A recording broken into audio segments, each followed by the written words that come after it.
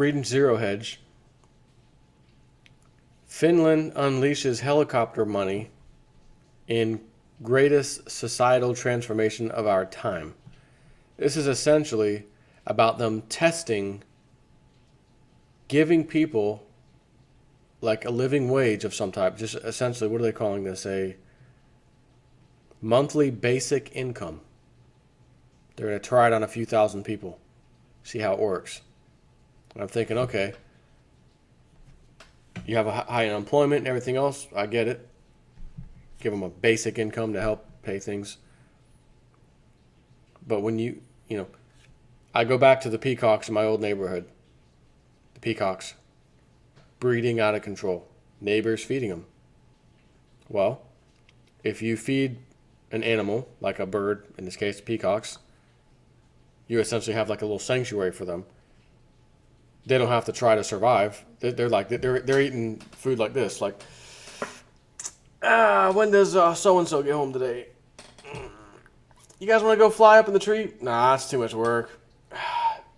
I'll go on that one. You go on that one. We'll scream when a car goes over a speed bump. Paul. Come on, Paul. Old J-Step Forrest will be home later. He'll feed us later.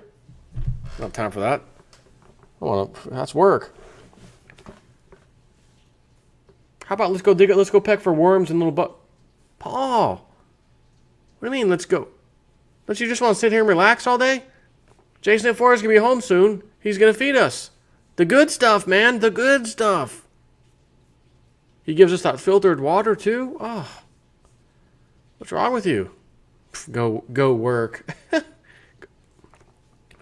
No, go work for our food. What's wrong with you, Paul? Paul the peacock? I think that's how this ends, but at the same time, what's the alternative? The alternative is like ending up like Greece. Massive unemployment, people losing their homes, people losing everything. At least a basic income would help in those instances. However, but once it's given out and everyone, hey, this is kind of nice. I used to have to work to do this. Well, I'd be on unemployment for a little while, but even that would run off. Then I'm stuck with food stamps. Now I got a basic income. But they're saying, I think, in this article, something like, we're kind of getting them off of Social Security, but putting them on this, or not quite sure what the hell they're exactly doing, but there is an experiment going on here. Finland is about to launch an experiment in which a randomly selected group of 2,000 to 3,000 citizens already on unemployment benefits will begin to receive a monthly basic income of 560 euros, or approximately 600 US dollars. That basic income will replace their existing benefits. So my question is, what is their existing benefits? What were they getting? J-Snip, you should just shut your mouth and read the next sentence. The amount is the same as the current guaranteed minimum level of Finnish Social Security support. But, hold on, wait a minute, that's not the same necessarily as unemployment benefits. The pilot study, running for 2 years, in 2017 and 2018, aims to assess whether basic income can help reduce poverty, social exclusion, and bureaucracy while increasing the employment rate. Now let me go over all those points real quick. To assess whether basic income can help reduce poverty, absolutely yes. Social exclusion, in other words, oh, you guys got a new toy, new phone, you got a new iPhone. Yeah, I'm going to use this month's basic income to buy me a brand new iPhone. I'll use the whole damn check on it. Why?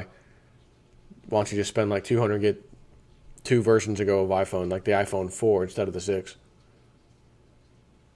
Well, that's 2 years. That's 2 versions ago. I want the new one. Yeah, but you're using your whole basic income check on it. You could use a third of your basic income check, $200. You still left with $400. Oh, that's a good idea.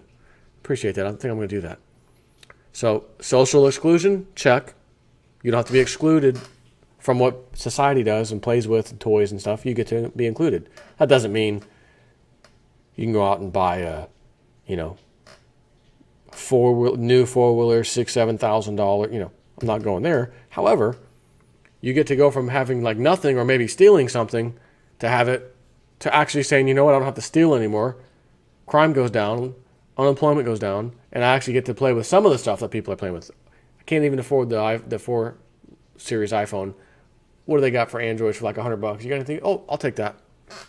What can you do on your iPhone that I can't do on my Android? Oh, sheeple. That's what that is. And I hear you cringing. I hear you right now cringing. Oh, I got an iPhone. Jay Snip, why'd you say that, man? I got an iPhone. Why don't you have an Android? And here's the good news about that. Oh, I got the new Galaxy S7. How much you pay for that? $700. Oh, so wait a minute. So now Android phones are costing as much as the new iPhones? That's a big 10-4. Okay, never mind. Comment retracted. Keep your iPhone. The Finnish government introduced its legislative bill for the experiment on August 25th. Originally, the scope of the basic income experiment was much more ambitious. Many experts have criticized the government's experiment for its small sample size. In other words, 2,000 or 3,000 people. What the hell's that? And for the setup of the trial, which will be performed within just one experimental condition. This implies that the experiment can provide insights on only one issue, namely whether the removal of the disincentives embedded in Social Security will encourage those now unemployed to return to the workforce or not. Still, the world's largest national basic income experiment represents a big leap towards experimental governance, a transformation that has been given strong emphasis in the current government program of the Finnish state. Additionally, the Finnish trial sets the agenda for the future of universal basic income at large. Its results will be closely followed by governments worldwide. The basic income experiment may thus well lead to the greatest societal transformation of our time. There are few important things one should understand when following the headlines of the Finnish basic income experiment. Number one, basic income is the most comprehensive political form of our century so far. There is no other form in sight that would A, potentially impact the majority of citizens in any given nation, and B, be of such great importance in as many countries as basic income is today. Take the global interest rate in the Finnish experiment as evidence. Why such attention for a trial in a country of just 5 million inhabitants? Probably because basic income seems to address challenges faced by all societies across borders. Currently, basic income is being discussed in earnest in Switzerland, where a basic income reform was rejected in a referendum on June 2016. In the U.S., where Y Combinator, an organization known for its highly successful startup accelerator, has announced a pilot experiment for basic income to take place in Oakland, California. And in the Netherlands, where a basic income experiment will begin in the city of Utrecht in January 2017. Number two, the Finnish basic income experiment is officially referred to as an incremental reform of the welfare model, not as an indicator of a complete paradigm shift. Of course, my opinion, we've got to start somewhere.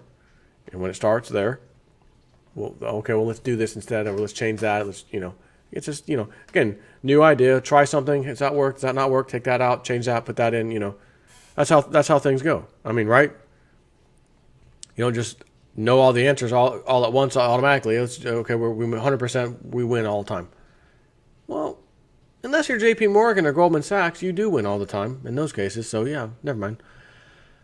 At present, citizens in Finland are entitled to a minimum level of Social Security support that is the same as the amount of its suggested basic income, €560 a month. In official statements, the basic income experiment is said to aim to reduce bureaucracy, to unravel disincentives, and to decrease poverty in society. Government documents do not mention changes in the structure of work and income, nor do they offer comments on looming technology-induced unemployment. Robots taking over your job, automation, etc. Hence, basic income is seen as an additional element to the Finnish Universal Finnish Universal Social Security System. Elsewhere, basic income has been envisioned as a solution for rising inequality, exacerbated by the explosion of robotics and the automation of routine work. Top politicians in Finland, however, have not explicitly made these connections. Number 3. The basic income trial is part of a larger shift in policymaking.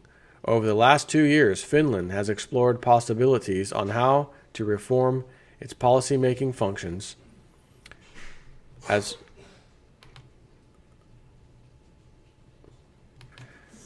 Forbes put it, Finland, through the Prime Minister's office, has been pioneering a form of deciding upon public policy where people actually think through the problems at issue, think about them, consider solutions, test a few of them, then implement the best. Boy, isn't that how government's supposed to work? Like, is this some kind of new revolutionary thought? Nah, let's take the highest paid contractor, Halliburton, no bid contract, $35, $40 for a 6-pack of soda. Let's get those guys in here. This new form of policymaking has become known as co-design or co-creation of policy. In short, the term refers to the engaging of relevant stakeholders and citizens in the policymaking process from its early phases onwards. As further described in this article, which looks at the policymaking model that was created by Nordic think tank Demos Helsinki, more human-centered and experimental governmental steering can encourage trust and make policy more user-oriented, targeted, and efficient. The basic income trial will pave the way for about 20 other large-scale experiments in Finland that have been launched or will be launched by the country's ministries in the coming months. With the preparation work for the basic income trial, the Finns have spotted a handful of legislative problems that will need to be tackled in order to foster further experimentation. Experimental culture in general has encouraged civil servants to take a permissive attitude to legislation and thus enabled further innovative experimentation, and well demonstrated by this case where they link to it, where traffic law was reinterpreted so that it allowed Finland to become the first country in the world to test driverless vehicles in real urban environments. Lastly, preparing the large experiment has already forced the country to open up the discussion on and solve important issues in relation to the ethics and practices of experimenting. All this lays as a solid groundwork for building a forerunner governance system in the country. It says, on Zero Hedge's behalf, we are not so sure this will end well. Policy designed by the masses for the masses? Free money to do nothing whatsoever will what? Guilt the unemployed into working? Perhaps, but don't work too hard because welfare cliffs loom everywhere.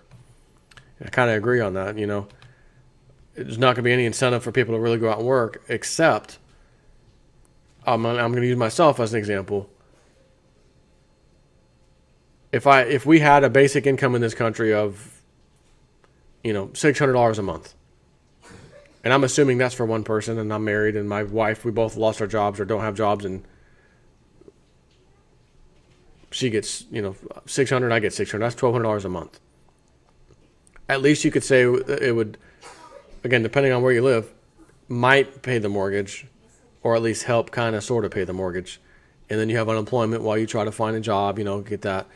It would certainly help. Myself, would I say, you know what? Let's find a way to live off this. Let's just scale way down, go live in the worst part of town ever so we can rent cheap and not have to work. The answer to that is a resounding absolutely not. I'd rather say, okay, everyone gets the same basic income as a bonus or as whatever, and I'm going to go ahead and get my job and keep my job and keep going. Thanks for the extra $600 a month. Appreciate that. But I'm keeping my job too. So think about what society would do with an extra $600, and that's one person. Again, do married couples get that times two, $1,200 a month? Sounds of it, yeah. So imagine household, husband, wife, whatever, $1,200. Do you think, call me crazy, but do you think that alone would stimulate the economy quite well? Recession? What recession? People are spending like drunken sailors. Honey, in 2 months, if we save up that amount, $2,400. 3 months, $3,600. That can be our own retirement. Every month, we don't invest it, we just set it aside. $1,200, $2,400, $3,600. Add those numbers up every year. It's like 14, 15,000 a month. A year. Right? 12, for the both of you, 1,200. 14,400, right? 12 times 12, 24. Or no. 12 months, $1,200, 12 times 12, 144. So you're talking 14,400 approximately dollars every month. And of course, the way we do things in America, how we be doing it. I'm not saving that. I got some stuff I want to buy. I need a new computer upgrade. I need cars that have a problem. We could all go out and buy new cars. Literally. Everybody can now afford new cars. $600 a month for me, $600 a month for my wife. We don't both need new cars, but how about one of us gets a new car? The other one drives it. I'll keep the old one, you get the new one. How much is your payment? It's $350 a month. Again, you don't have to spend big, but people are going to. I'm spending all my $600. I'm going to go get me a nice new, brand new Camaro, Corvette, whatever, It'll happen. But imagine how much money would be spent for all kinds of things. Things people struggle to pay for now. Certain bills and things. I got to catch up, and I got credit debt, and boy, wouldn't that make it easy to get out of debt and pay things off. So, in that way, I do think it could work. The only issue I have is that when you introduce free money into something, other things find a sneaky way to raise. We thought rents were high at $1,400 a month for something that should be running at $1,000 a month. Now it's $1,800 a month. Why? Because this new money is introduced. That person who was upside down in their house, now it's time to raise the rent. Or something else, car values, let's raise the car. $40,000 new car? Nope, it's going to $60,000. Why? Because we can. We got this new income. Right, so then you're going to have issues where price controls need to be implemented. And how the hell are you going to do that without being considered socialist? And it is socialism. So it's a whole nother bag of worms is open. But one problem it will solve is people in poverty, helping that out. Or people completely broke, no job, unemployment's out, have nothing. So in that respect, that could help. But again, even then, if everything else is going up, rent's going up, this is going up, that's going up, because this new income is being given to everybody, those same people might find themselves, at first, seems okay, but then when everything equalizes, wow, we're back where we were. And we got this extra $600 coming in. Because that's higher, and all the money's gone again. So, don't know what to really say about that, but I do think it's interesting that some countries are trying it to see where it goes. So I do applaud them on that, but interesting times ahead. Take care.